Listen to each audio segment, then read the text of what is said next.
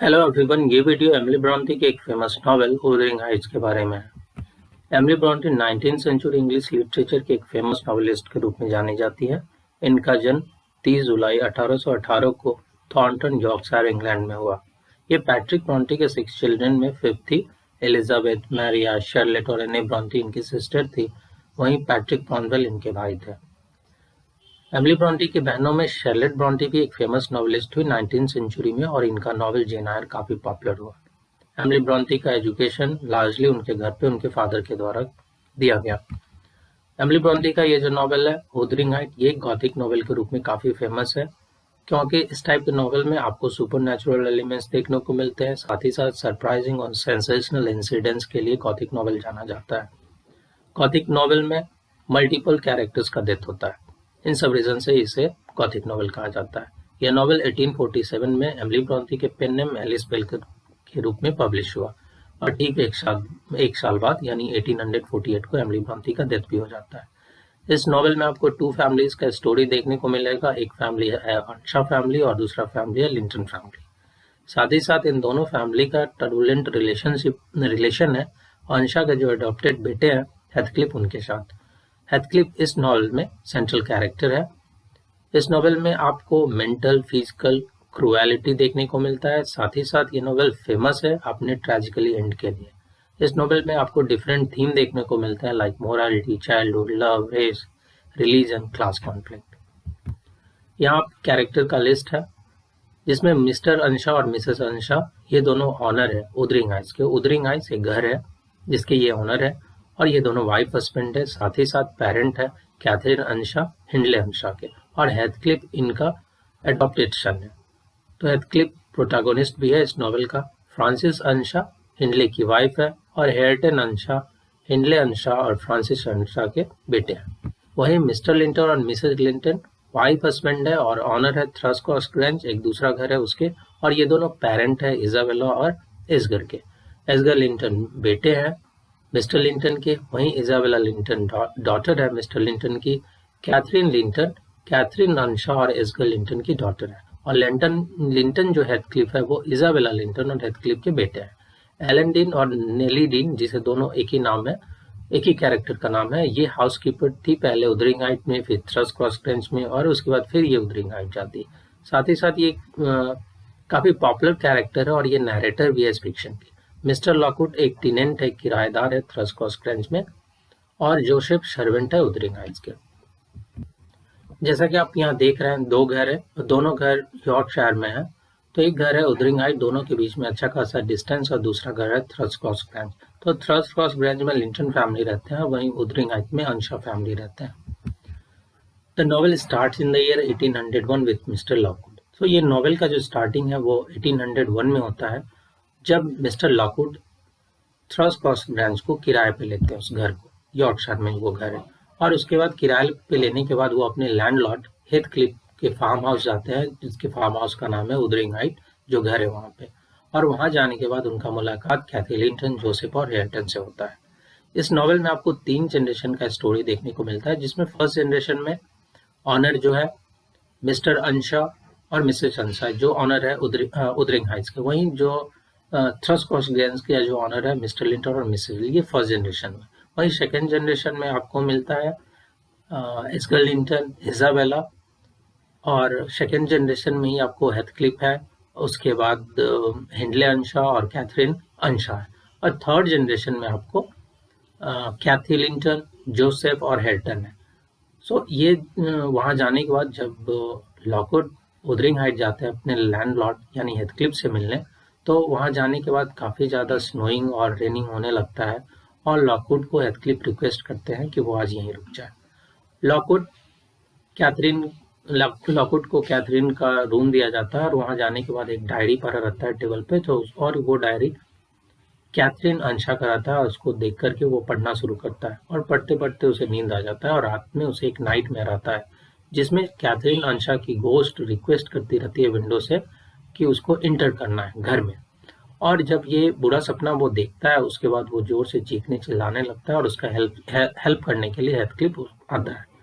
Letter Lockwood returns to Thrushcross Grange in heaven, और इतना ज़्यादा डर जाता है कि रात को ही वो वुथरिंग हाइट छोड़ करके जो थ्रस्कॉस ग्रेंज है जिसको वो किराए पे लिया है वहाँ वो चलाता है हेवी रेनफॉल में ही। और उसके बाद वो बीमार पड़ जाता है और डॉक्टर उसको एडवाइस देते हैं बेड रेस्ट के लिए।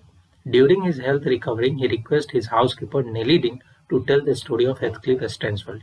और जब वो हेल्थ से रिकवर कर रहा था उसी दरमियान वो अपने हाउसकीपर जो कि फीमेल है नेली डिन उसको रिक्वेस्ट करता है कि वो हेथक्लिफ का जो स्टैन्स फैमिली है उसके बारे में वो बताए।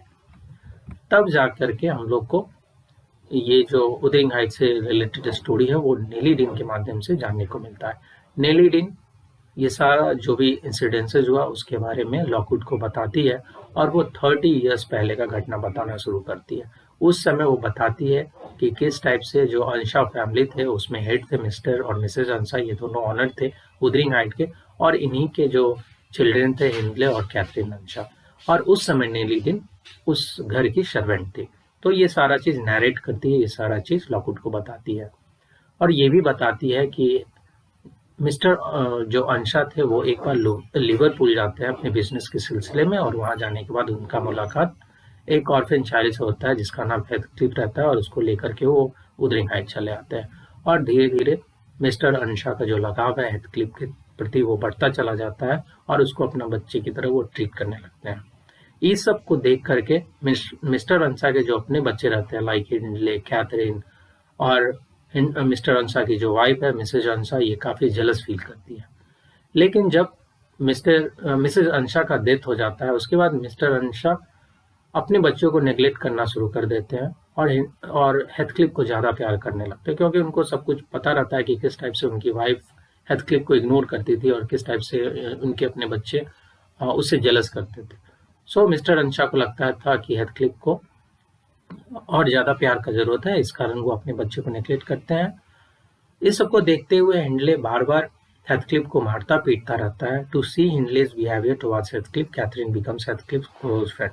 और जिस टाइप का रूड बिहेवियर है हिंडले अंशा का हेथक्लिफ के प्रति, इन सबको देखते हुए कैथरीन अंशा को काफी उसके प्रति हेथक्लिफ के प्रति वो काफी सिंपैथाइज फील करती है, और वो धीरे धीरे दोनों में यानी हेथक्लिफ में और कैथरीन अंशा में दोनों में एक क्लोज बॉन्डिंग डेवलप होना शुरू होता है और ये दोनों क्लोज फ्रेंड बन जाते हैं। कुछ समय के बाद हिंडले हायर एजुकेशन के लिए शहर से बाहर चले जाते हैं और ही returns home after 3 years of his father's death with his wife. और अपने फादर के 3 साल के डेथ के बाद वो वहीं से शादी करके फ्रांसिस से शादी करके वो वापस आते हैं। और ये दोनों हेथक्लिफ को एक शर्त देते हैं कि अगर उसको इस घर में रहना है तो एज ए सर्वेंट रहना। चूंकि हेथक्लिफ के पास कोई ऑप्शन नहीं है तो वो एज ए सर्वेंट उस घर में खुद को एज ए सर्वेंट के रूप में मान लेता है और वहां रहना स्टार्ट कर देता है। One day Heathcliff and Catherine goes near to Thrushcross Grange. और एक दिन चूंकि अब इन दोनों का जो रिलेशन है वो डिफरेंट रिलेशन है, ये दोनों एक दूसरे को पसंद करने लगे हैं, प्यार करने लगे हैं। और एक दिन क्या होता है हेथक्लिफ और कैथरीन दोनों थ्रस्कॉस ग्रेंज चले जाते हैं। वो जो दूर एक घर है थ्रस्कॉस ग्रेंज वहां जाते हैं और यहाँ जाने के बाद वो जो एस्गर लिंटन है और उसकी जो बहन है इजाबेला लिंटन उसको ये लोग स्पाई करने लगते हैं। एस्गर के और इजाबेला ये दोनों भाई बहन है और चिल्ड्रन है मिस्टर लिंटन और मिसेस लिंटन के। और हम लोग जानते हैं कि लिंटन फैमिली थ्रस्कॉस ग्रेंज में रहता है। तो जब ये लोग खिड़की से झांक रहे होते हैं यानी कैथरीन और हेथक्लिफ, उसी समय लिंटन का एक डॉग कैथरीन पे अटैक करता है और उसे काट लेता है कैथरीन अंशा को। उसके बाद लिंटन फैमिली जल्दी से कैथरीन को अपने घर में एंट्री देते हैं, उसका ट्रीटमेंट करते हैं और हेथक्लिफ को वहां वो लोग वापस भेज देते हैं उदरिंग हाइट अकेले। और जब लिंटन फैमिली यानी एस्गर लिंटन और इजाबेला लिंटन उदरिंग हाइट पहुंचती है कैथरीन के साथ, तो एस्गर लिंटन का मुलाकात हिंडले अंशा से होता है और ये दोनों मिलकर के हेथक्लिफ का काफी मजाक उड़ाते हैं। क्योंकि हेथक्लिफ अनएजुकेटेड है और ये उसका जो लुक है वो वाइल्डली लुक है, वो जेंटलमैन की तरह नहीं दिख रहा है। तो इन सब को देखते हुए हेथक्लिफ का मजाक उड़ाया जाता है इन दोनों के द्वारा और उसी समय हेथक्लिफ ये डिसाइड करता है इस चीज का वो बदला लेगा। Frances dies after giving birth to a son Hareton. Frances Earnshaw यानी हिंडले की जो वाइफ है उनका डेथ हो जाता है। डेथ से पहले वो एक बच्चे को जन्म देती है जिसका नाम हेर्टन रहता है। और after 2 years Catherine becomes engaged to Edgar Linton. और 2 साल के बाद कैथरीन अंशा का जो एंगेजमेंट है वो एजगर लिंटन के साथ हो जाता है। One day she confesses to Nelly that she loves Heathcliff but she can't marry him because of his low social status.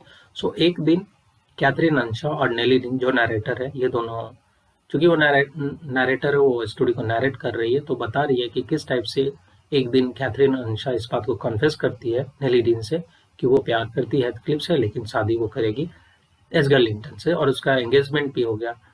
क्योंकि हेथक्लिफ का जो सोशल स्टेटस है वो काफ़ी लो है, अनएजुकेटेड है, अनसिविलाइज्ड है, वेल्दी नहीं है। इन सब कारणों से कैथरीन अंशा नेग्लेक्ट करती है हेथक्लिफ से शादी करने। ये कन्वर्सेशन हेथक्लिफ के द्वारा सुन लिया जाता है और उसी समय वो उदरिंग हाइट छोड़ करके चला जाता है। In Heathcliff's absence Catherine falls ill and finally 3 years later she marriage Edgar Linton. और हेथक्लिफ के एब्सेंस में कैथरीन बीमार पड़ने लगती है और फाइनली 3 साल के बाद एजगर लिंटन और कैथरीन अंशा का शादी हो जाता है। Heathcliff returns being a wealthy gentle. उसके बाद जो हेथक्लिफ का एंट्री है वो डिफरेंट है। Heathcliff as a gentleman wealthy personality के रूप में इंट्रोड्यूस होता है, फिर से अगेन खुद को इंट्रोड्यूस करता है और रिवेंज लेने के लिए सबसे पहले ये इसाबेला, जो कि एजगर लिंटन की सिस्टर, उसको मैनिपुलेट करता है, उसे शादी करना चाहता है। और इसाबेला भी उस समय हेथक्लिफ को पसंद करना शुरू कर देती है। उसके बाद हेथक्लिफ रेगुलरली थ्रस्कोस क्रंच विजिट करने लगता है। ये सब चीज़ एजगर लिंटन को पसंद नहीं रहता है और इसीलिए एजगर लिंटन अपना जो कॉन्टैक्ट है वो हेथक्लिफ के साथ तोड़ देता है। साथ ही साथ कैथरीन, जो कि वाइफ हो चुकी है एजगर लिंटन, वो भी डिनाई करती है हेथक्लिफ से मिलने के लिए। कैथरीन प्रेग्नेंट है और वो खुद को एक रूम में लॉक कर लेती है और खाना, इवन तक कि किसी से मिलना, इस सब के लिए वो इनकार कर देती है। और धीरे धीरे इसका जो हेल्थ कॉम्प्लिकेशन है वो बढ़ता जाता है और वो ज़्यादातर बीमार रहना शुरू हो जाती है। After Frances death Hindley's economic condition falls. तो जब फ्रांसिस, जो कि वाइफ थी हिंडले अंशा को, उनके डेथ के बाद हिंडले का जो इकोनॉमिक कंडीशन है वो कोलैप्स कर जाता है और इस चीज़ का फ़ायदा हेथक्लिफ उठाना शुरू कर देता है और वो हिंडले के साथ गैम्बलिंग शुरू कर देता है। हेथक्लिफ कर्ज देता है हिंडले अंशा को, उसके घर यानी जो उदरिंग हाइट है उसको गिरवी रखवा करके वो कर्ज देता है।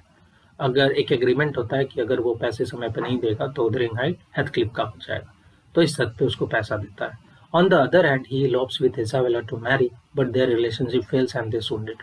वहीं दूसरी तरफ वो इसाबेला के साथ भाग जाता है और वहां जाने के बाद वो शादी कर लेता है, लेकिन इनका जो रिलेशनशिप है वो फेल हो जाता है और ये बाद में ये दोनों वापस चले आते हैं। Heathcliff meets Catherine secretly when he finds that Catherine is to die। और हेथक्लिफ को जब ये पता चलता है कि कैथरीन का डेथ होने वाला है तो डेथ से पहले वो उससे मिलने आता है और सीक्रेटली उससे मुलाकात होता है। Although she dies shortly after giving birth a daughter. हालांकि कैथरीन का डेथ हो जाता है और डेथ से पहले वो अपनी बेटी कैथी को जन्म देती है। कैथरीन का जो अनटाइमली डेथ होता है ये बैडली हर्ट करता है हेथक्लिफ को और हेथक्लिफ उसके ग्रेवयार्ड जाता है कैथरीन को और वहां जाने के बाद वो कैथरीन के घोस्ट को रिक्वेस्ट करता है कि वो उसको हॉन्ट करे जब तक कि वो जिंदा है। हेथक्लिफ की वाइफ काफ़ी घबरा जाती है। जो वाइफ है इसाबेला, ये सब हेथक्लिफ के जो कैरेक्टर में बदलाव है, जिस टाइप से वो ट्रीट करता रहता है, जिस टाइप से बात करता रहता है, ये सब चीज़ को देख करके इसाबेला काफ़ी घबरा जाती है और वो वापस शहर चली जाती है और वहाँ जाने के बाद वो अपने बेटे लिंटन को जन्म देती है। And after 6 month Hindley dies. और वहाँ 6 month के बाद, इसके बाद 6 month का जो टाइम पीरियड है वो जब पूरा होता है तो हिंडले का डेथ हो जाता है। और जैसे ही हिंडले का डेथ होता है, चूंकि ये पैसे समय से नहीं लौटा है, इसका आंसर उदरिंग हाइट ऑटोमेटिकली हेथक्लिफ का हो जाता है और हेथक्लिफ उदरिंग हाइट का नया ऑनर बन जाता है। 12 years later after Isabella death, 12 साल के बाद यानी 12 साल के बाद इसाबेला का भी डेथ हो जाता है और डेथ से पहले अपने बेटे लिंटन को जन्म देती है।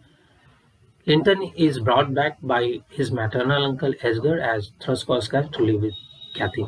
और जब इसाबेला का डेथ हो जाता है तो लिंटन, जो कि बेटे हैं इसाबेला और हेथक्लिफ के, उसको उसके मैटरनल अंकल एजगर लिंटन थ्रस्कोस्क्रैंच पे लाते हैं ताकि वो रह सके कैथी के साथ। धीरे धीरे कैथी और लिंटन में एक रिलेशनशिप डेवलप होता है और दोनों का शादी हो जाता है। But Heathcliff insist Edgar that his son must live with his father. लेकिन हेथक्लिफ एजगर को इंसिस्ट करता है, चूंकि लिंटन उसका बेटा है इसीलिए वो हेथक्लिफ के साथ रहेगा। लेकिन एजगर के डेथ के बाद वो दोनों कपल है उदरिंग हाइट चले आते हैं, चूंकि एजगर जो लिंटन है उसका भी डेथ हो गया और लिंटन एक्चुअल में हेथक्लिफ का बेटा है। तो इस टाइप से ये लोग वापस चले जाते हैं, ये दोनों couple. After some time, Linton dies and finally Cathy finds no option except living at Wuthering Heights. और कुछ समय के बाद लिंटन हेथक्लिफ यानी जो हेथक्लिफ के बेटे हैं उसका भी डेथ हो जाता है। ये स्टार्टिंग से ही बाय बर्थ ही हुई है, इनके साथ हेल्थ इशूज वगैरह रहता है और ये काफ़ी वीक रहते हैं और इस टाइप से लिंटन का भी डेथ हो जाता है। और फाइनली कैथी के पास कोई ऑप्शन नहीं बचता है सिवाय रहना वुथरिंग हाइट्स के। Lockwood departures from Thrushcross Grange for almost 8 मंथ। लॉकवुड उसके बाद थर्स्कोस ग्रैंड से 8 महीने के लिए वो बाहर जाते हैं। And when he returns from town he finds Nelly serving at Wuthering Heights. और जब वो 8 महीने के बाद लॉकवुड वापस आते हैं, यानी ये स्टोरी अब प्रेजेंट में आ गया है, क्योंकि लॉकवुड अभी तक नेली डी नरेट कर रही होती है और इसी बीच में लॉकवुड को टाउन जाना रहता है 8 मंथ के लिए। तो 8 मंथ के लिए वो शहर जाता है और फिर 8 मंथ के बाद जब वो आता है तो इस बीच में जो भी डेवलपमेंट हुआ, यानी प्रेजेंट में, अब ये स्टोरी आपका प्रेजेंट में आ गया। सो जो भी डेवलपमेंट हुआ उसके बारे में लॉकवुड रिक्वेस्ट करता है नेली डीन को कि बताए। So when he returns from town he finds Nelly Dean serving at Wuthering Height. तो ये जब वापस आता है तो देखता है कि नेली डीन वुथरिंग हाइट में काम कर रही है। And he again request Nelly to tell the development while he was absent. She reports him that the young widow at Wuthering Heights is Cathy, who tries to educate in relation Hareton. और नेली dean बताती है कि जो young window दिख रही है जो कि कैथी है, क्योंकि उसका जो हस्बैंड था लिंटन उसका डेथ हो गया, तो उसके बाद वो वुथरिंग हाइट में रह रही है और कैथी एजुकेट कर रही है हिंडले के जो बेटे हैं हेरेटन, उसको एजुकेट कर रही है। Heathcliff sees the vision of the dead Catherine regularly. और कैथरीन के डेथ के बाद हेथक्लिफ हमेशा ये विजन करता था कैथरीन के घोस्ट को। एंड एक दिन क्या होता है, वो खुद को कैथरीन के रूम में लॉक कर लेता है। ये सारा नैरेट कर रही है नेली डीन, बताता है कि किस टाइप से 8 महीने में ये चीज़ हुआ। और हेथक्लिफ खुद को कैथरीन के रूम में लॉक कर लेता है और ना ही वो किसी से मिलना चाहता है, इवन तक कि वो खाना खाना भी बंद कर देता है। एंड फाइनली एक दिन उसका कैथरीन के रूम में उसका डेथ हो जाता है, हेथक्लिफ जो कि सेंट्रल कैरेक्टर था। So Nelly's tale reaches in the present where Lockwood finds that Cathy and Hareton are planning to marry and move to Thrushcross. So Heathcliff के डेथ के बाद कैथी और हेरेटन दोनों में बॉन्डिंग बनता है और ये दोनों प्लान करते हैं एक दूसरे से शादी करने का और थ्रस्कोस ग्रैंड जाने का। The servant Joseph has left Wuthering Heights. और जो सर्वेंट रहता है जोसेफ वो भी वुथरिंग हाइट्स छोड़ के चला गया।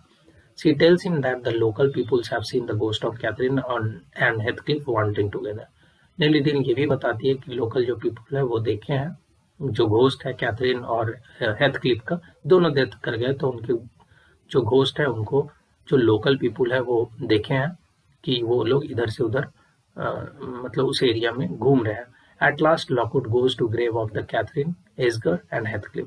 एट लास्ट जो किराएदार है यानी लॉकवुड वो कैथरीन, एस्गर और हेथक्लिफ के ग्रेवयार्ड पे जाते हैं और इस बात खुद को एश्योर करते हैं कि फाइनली जो केओस था इन फैमिली में वो सब चीज़ खत्म हो गया और ये लोग अब जो लोग बचे हुए हैं वो शांति से रह पाएंगे। तो इस टाइप से इस नॉवेल का ट्रेजिकली एंड हो जाता है। So this was the summary regarding Emily Bronte's novel Wuthering Height. Hope it will help you in your preparation of exam. Thank you all.